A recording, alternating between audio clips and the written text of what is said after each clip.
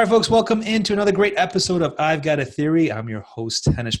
I've got my friend Jay Johnson, fellow realtor in San Diego, joining me today. Jay, welcome to the show. Hey, Henish, thanks for having me on. I'm excited. Yeah, absolutely. So we've been mulling around some ideas, and I like this one that we've come to, which is jumping to conclusions, right? We see this happening right now with the news, with the media, with what's happening in the world, with information, with misinformation, right? And the low hanging fruit is that jumping to conclusions is problematic, right? And I would argue that we should try to be more open minded over the big picture to take in the viewpoints and the information, and ultimately, and this is my hypothesis, ultimately come to the conclusion that I can understand both sides, right? I might disagree with one side, but I can understand why they would believe that based on all of the information I've accrued. True. Yeah, Right. absolutely. So that's where I think that you can really have a compelling argument and a conversation with someone is like, nothing you're telling me is different from what I understand. Or maybe it is. Oh, I didn't understand that side of the perspective, right? Now you're chipping away at the strength of my argument, right? If we're doing a debate, because Right. now I'm understanding the points that you're making, and you're making them in a compelling way where I'm like, okay, that's new information, that's interesting information, and now I agree, that black is white and white is black, and then something in between, or whatever side of the coin we're talking about. What do you Right. think? No, for sure. And I think when you said that exactly what you said about the debate part, and chipping away at one person's perspective or perception, I think that's huge too, because there's a difference between debate and discussion, or argument, debate, discussion. And I think that's a big part of it too. I feel like a lot of people, when we're jumping to conclusions, or what a lot of us do these days, we form that conclusion and we're not really open to a discussion. A discussion really is just that, a debate or an argument, as opposed to a discussion, to really try to find that other person's point of view. Yeah, and it's important to have these conversations with people because you don't know what I know, and I don't know what you know, right? And we also don't know each other's biases, our past experiences, the past education we've got to form the opinions that we have to maybe what we're disagreeing with each other. But I think Right. the important part is that when you're disagreeing, that you're at least open-minded to understand why someone else would believe what they believe, right? Absolutely. And I think that um, when I'm having discussions or debates or arguments with people, if I'm not doing a good enough job explaining the background of why I believe what I believe, then they wouldn't understand why I believe what I believe. Right. Right. True. Right. Yeah. Right. I can't just be like, well, so and so said it, and that's the end of the story, and that's the width of this conversation that I'm going to. When any topic isn't only 12 inches wide, it's a mile wide, right? The arguments and the background and all the different circumstances that surround any conversation is infinitely wider than we could imagine, Yeah. especially if it's Absolutely. something important. It is, yeah, yeah, or important to that person. That's another thing too. I think sometimes if one person is more passionate about a certain issue because it impacts them more, then they're going to maybe have more deeply rooted, beliefs in it, or perspective of that. And sometimes that's a tough one too, because they become more emotional than the other, and it's hard to extract. Kind of sometimes hard for them to verbalize, and it's harder to extract that information to help you understand better. Yeah, and we see this happening today, especially with coronavirus and different varying states of lockdown and opening up, and what protocol is, and are we supposed to wear a mask? Can we go out? Do I shake hands? Do I bump elbows? Do I just not touch anyone, period? And Right. I've seen my views evolve on this over the months as well. The Right. first month, 2 months, 3 months, whatever it's been, being very scared. I didn't want to contract this disease. I didn't want to spread it to my family. I didn't want my infant children or my older parents that I communicate with and hang out with, obviously regularly, my children and my parents, at least weekly, to get sick. I didn't want to lose anyone prematurely, because that doesn't make sense. But that's all you could understand of this disease from the media. But now, Right. as time has passed, and we're hearing anecdotal evidence of different things, of some people being very sick and being, losing their life or almost losing their life, or to others being like, I didn't even notice I had it and I got a positive test, and I was just running around doing everything like normal and I didn't feel anything, no fever, no sense loss of taste or anything like that. So I've seen my perspective of this change too. But one thing I know that I live by is that anything I know could be disproven at any point. True. And I'm always open to that as long as someone makes a compelling point, right? Yeah. Yeah, So for sure. so there's no facts that I know that I'm so certain about that I would risk my life on it, right? I'm True. like, if you know something different than I do, please share it with me, because otherwise I'm planning to jump off this ledge because I believe I could do that, Right. Right. right? No, no. Until you tell me that gravity is real and it's compelling, and let me prove it to you by throwing this rock off and hitting the ground and splattering. Well, thank you for proving that, because I thought for sure I could fly. Right. Right. What you, I mean, with the coronavirus, with the COVID, like you brought up, the difficulty there too is because there are such varying beliefs, and even someone who doesn't, like, maybe, like, I'll be honest, myself, I don't care about COVID at this point, as far as, like, for me, my health or something like that, because I just don't feel like these phases, me personally, like when they're saying second phase, third phase, I see it as all one phase, and we're just delaying it and really injuring our economy, as we go along. That's my perspective. But there's other people with different perspective, and I respect that too. And I don't want to infringe on their, comfort when I go out and stuff. So there's certain rules I can follow. It doesn't mean I agree with everything that's going on, but I agree with other people's ability to have their own belief or their own perspective. And the thing that becomes a little bit funny with it is when you see people that maybe you haven't seen, and you haven't seen them as much or in a while because of being kind of locked down in COVID, and then it's that awkwardness when you're like, oh, and you start to just roll up to them, shake their hand, and give a hug or something, and then you're looking like, wait, everyone's feeling out, like, I don't know, are you a COVID, non-COVID touch? Not, you just have that, like, awkward moment of whatever, and then you kind of can see where they are and you see their perspective. But like you said too, you don't know what people, even the strangers that you're meeting out there, you don't know what people have children at home. You don't know what people have, elderly parents at home. You don't know any of those situations. So it's not, even though I personally would rather say, like, let's just roll through this and, come out the other side, I don't have the right to decide that for other people. And I don't know what they're going through. One of the big things they mentioned about this coronavirus, and this is an important one to discuss, since every day the media and the information we've been presented and the experts that we've been presented have jumped to conclusions. Yes. And they're sharing their conclusions with us as fact. And what's interesting is that one of the big things is that the concern is that we're going to overwhelm the hospitals and that their Right. ICUs can't handle it, right? That's the biggest concern, Yeah. right? The hospitals get too busy, and now they have to make life and death decisions about who gets to survive, who gets the ventilators, who doesn't, who gets the care, because there's so many people filling the ICUs. Meanwhile, I only know this anecdotally because my wife works at a major hospital Uh-huh. here in San Diego, and she gets daily reports from the hospital administration about how many COVID cases there are, about how many people Right. are in their intensive care, how many people are in care, how many people are recovering. And all of her metrics that her hospital is sharing is that they've got it handled. They've got room in their ICUs. Their emergency rooms are okay. So I've never heard that on the news. I've never No. heard that on the news saying like, oh, XYZ healthcare system in San Diego isn't having problems Right. managing with the flood of cases.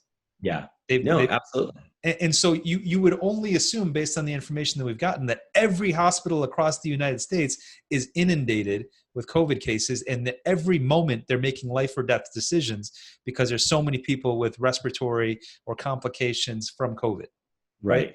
Wouldn't you say Yeah. that's the case?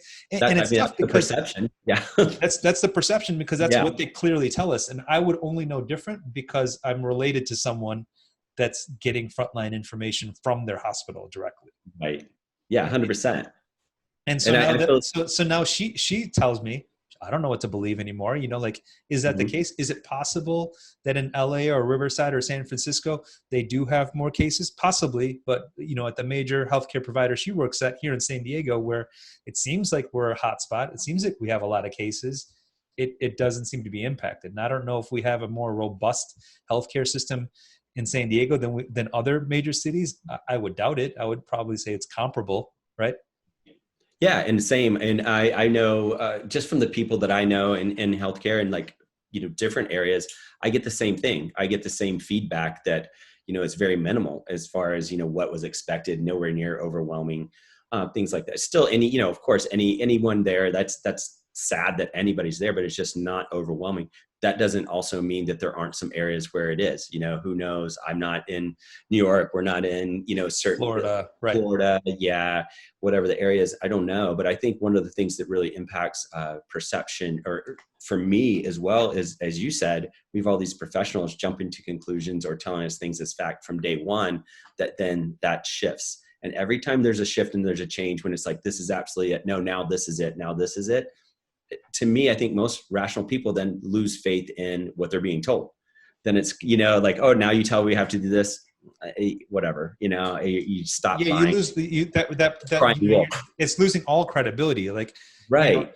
why can restaurants be open but gyms can't? So it's Yeah. okay for me to stuff my face, but if I want to sweat out a few calories, that's a bad idea. Yeah. Yeah. Absolutely. Absolutely. I don't get Um, that either. And then some of the protocols that we put into place are just kind of amazing to me, or the things that these businesses are forced to do to come back, into, I'm just thinking to myself, this just doesn't make there's no rational explanation for what you're making certain businesses do to operate. It just doesn't make sense. Like, I get taking, if you want to take some kind of proactive stance, but make it make sense, well, I this get it. this is along the lines of the TSA, right? Yeah, The good one. the Transportation Security Administration Mhm. really thrives on what's called theater, right? They thrive on like a security theater, Mhm.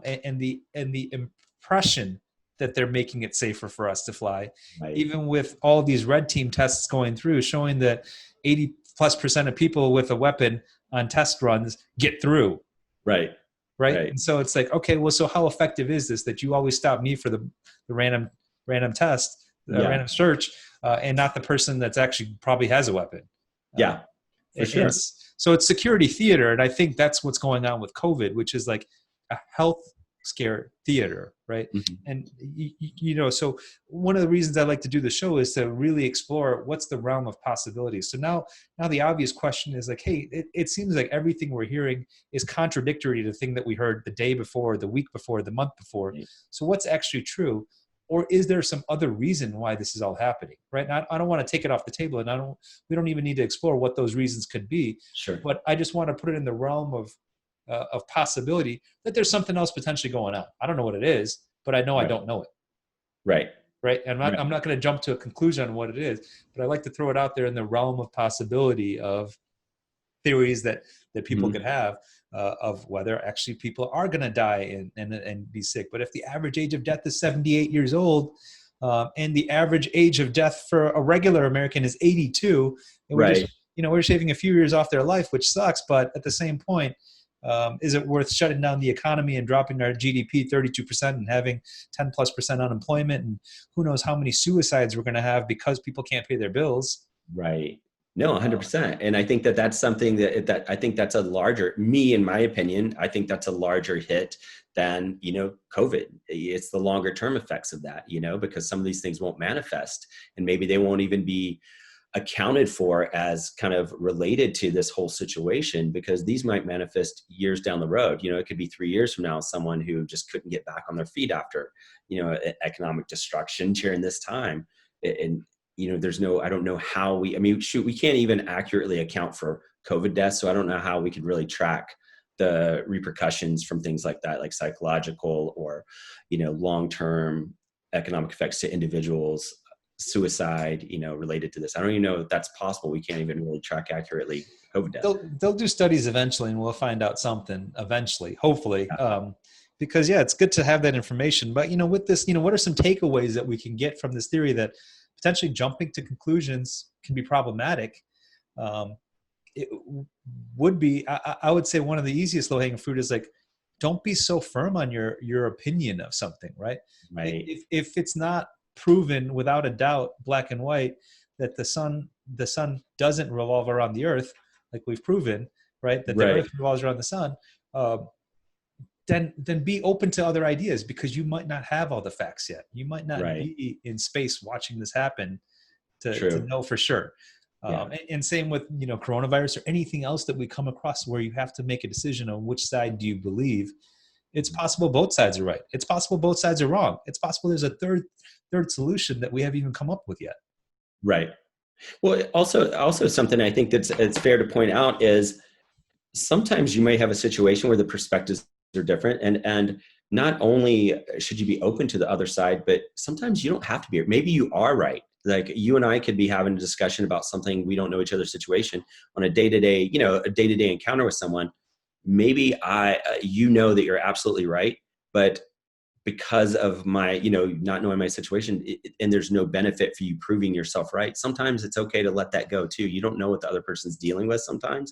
Yeah. And if it's a situation where, hey, this isn't in a discussion, it isn't whatever, you're not going to change that mind, then okay.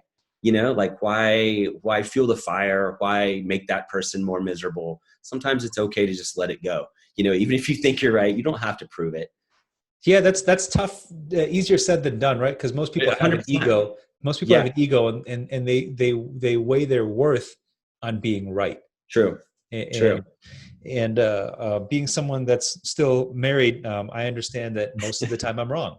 Right? It's like the fact that you understand that will make you a happily married man for many years. Yeah, exactly. And so I'm still learning it every day, but every day goes by, and I'm just a little bit more wrong every day. So I just deal with it, and it's okay. Right. We still have Right. fun and enjoy. It's just that I have to understand that her perspective or anyone else's perspective comes from their different upbringings and experiences, and it's a sum of their experiences that's led them to their opinion or their decision or their conclusion that they've jumped to. And I could either spend the energy to see if we can come to a middle ground and understand each other better, or Mm-hmm. we just have to agree to disagree. Right. Right. It's true. If we're out of time, if we can't explain any further of why the points that I'm making support Mm-hmm. my argument versus the points that you're making and how they support yours. Right. Right. But Right. what I'm really asking for people to do is have an intelligent discourse, right? Explain to me Sure. why you believe what you believe. What's Right. happened in the past that's making you think this? What experiences have you had? What anecdotal experiences have you had or have you heard of that make you think the things that you think to support your conclusion Mm-hmm. that's contrary to mine? Right. Right. Right. It's sometimes too. I think taking a step back and looking at like I'm sure you probably read the book Extreme Ownership. Have you? I Have you love read? that book. Okay. Yeah. So, and it can just be applied in so many ways. And so sometimes if something's not happening or a point's not getting across to someone, whether it's in your business and dealing with trying to teach them how to do something, or in one of these situations when you're maybe discussing something, look at yourself and going, am I not explaining myself or getting my point across correctly or the way I want to? How am I not getting that across to this person? Because maybe it's my communication at fault that isn't getting that across. And then two, is kind of the same thing on the other side is like, hey, where could I maybe be missing something on their side? And maybe you're not, maybe there's nothing you could do any different, but by just kind of asking yourself those questions of like, how can I communicate it better? Or is there something I could be missing that I'm just not seeing from their perspective? Then it kind of helps you kind of ease that ego part of it. I Yeah. think kind of like going, okay, can I do anything better about this? Is it my fault in some Yeah, way? it's a great book. I recommend everyone read it because one of the key takeaways is that, yeah, if my boss doesn't understand me, it's my fault because I didn't Right. explain something right. If my subordinate doesn't understand me, it's my fault because I didn't explain it properly, right? And Absolutely. so I like that the concept of extreme ownership is like, don't blame anyone else. It's Yeah. on you. Figure it Yeah. out yourself. And if you can't make the results that you want in your life, it's not anyone else's fault. Start with the guy in the mirror. Right. Right. Actually, and that's sometimes the hardest person to fix. Yeah. It's Yeah. that's a tough.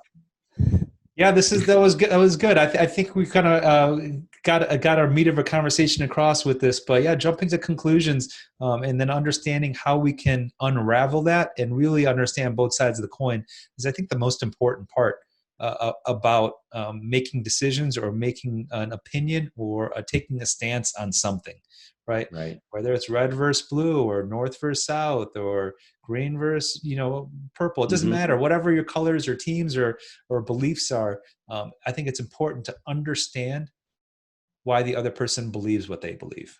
Right. Right. 100%. And that'll make this that way you don't have to fight over something, right? If you can't work it out with your words, it's not going to be solved with a gun or a bat. And I think it makes you happier as an individual too. Like being able to accept and understand other people's perspective just makes you happier because you don't have to get worked up over it as well. And just understand that some people had a different experience than you have, and that's Right. okay. Yeah, absolutely. Well, awesome. Well, Jay, that was a great conversation. I appreciate you talking with me Hey, I today. appreciate you having me. Yeah, any final thoughts, or we're wrapped up? Hey, I think we're good, just to take the time to look at someone else's perspective before you make your decision. I think that's kind of the sum of what we were talking about. And Don't just go berate someone and say that they're wrong or they're dumb or they're stupid. That doesn't gonna it's not gonna advance your cause. It's not no, advancing your cause. So yeah, be open minded, be willing to be wrong, and, right. and be willing to listen and ask the right questions to find out why. Absolutely. Awesome, Jay. Thanks for joining me on this episode. Another episode of I've Got a Theory. Please like, comment, and subscribe, and we'll catch you next time. Thanks so much.